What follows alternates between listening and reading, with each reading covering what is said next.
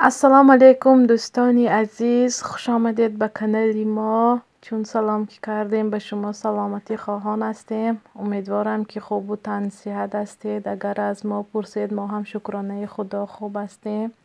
امروز دوستانی عزیز خواستم به شما کمتر ولاگ سنیمت کنم.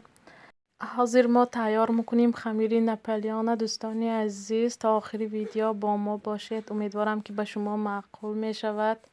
سر اول ما در اینجا آرد را گرفتیم و اکنون مسئله را از تیارکه می گذرانیم و بعد خمیر را ریزانک می کنیم. دوستانی عزیز با این نپالیون ما بسیار چیز در کار نیست، خیلی آسان و کم خرج است. دوستانی عزیز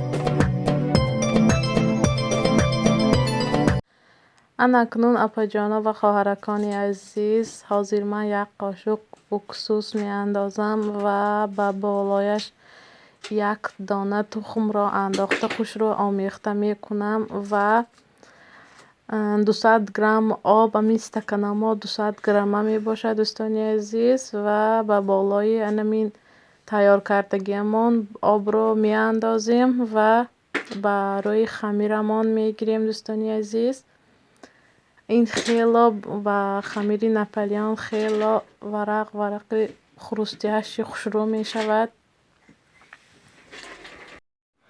اکنون با این خیلی ترس خمیر نپالیون را تیار می کنیم.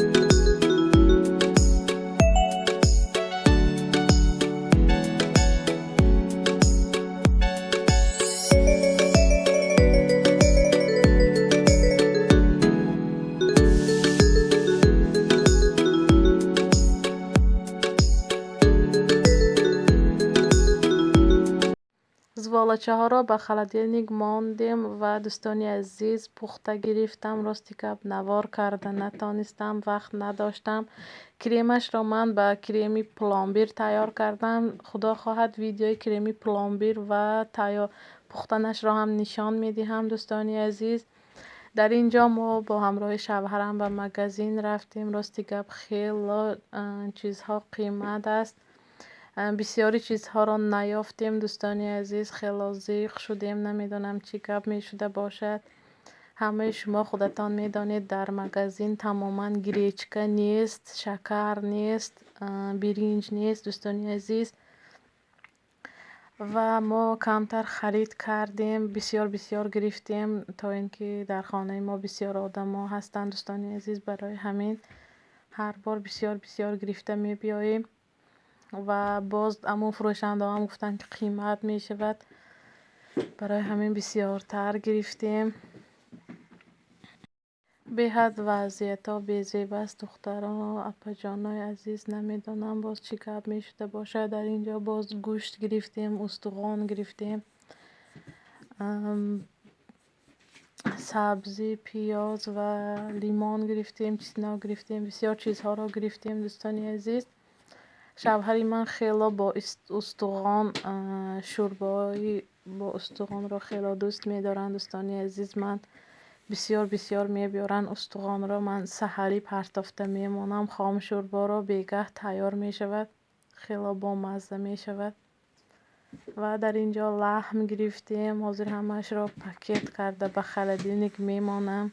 ککفسیگده دوستانی عزیز، همه شما میدانید که چطور به خالدینگ میمانند تا اینکه بیزیب نشود.